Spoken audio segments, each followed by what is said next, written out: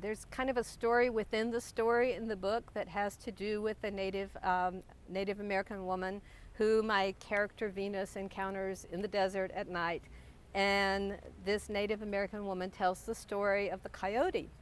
And this is actually a part of Native American mythology that I read about online, and I looked into it some when I was in Flagstaff, which has a really big, they have a whole history, museum devoted to like Native American history.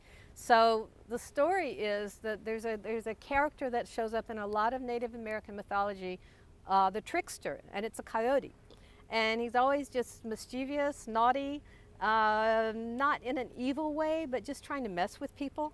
So the story goes that the first woman on Earth had a big bowl full of stars, and she was kind of sorting through the stars, and she was trying to find out, you know, which star belonged where. She was giving them names. She was basically trying to create some kind of order out of this whole mess of stars. Coyote comes along, impatient, doesn't have time for any of this, grabs her bowl of stars and throws them all up in the sky.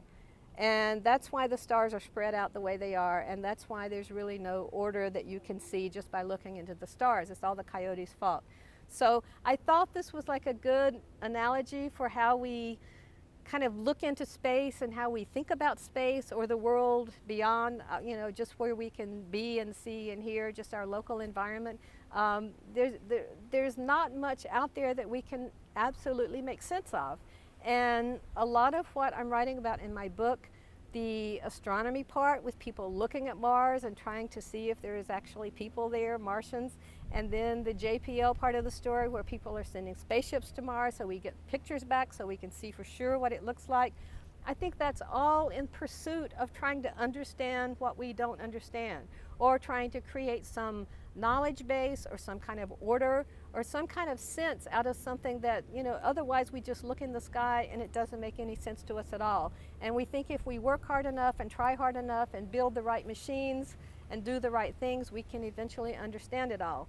Of course, we still don't.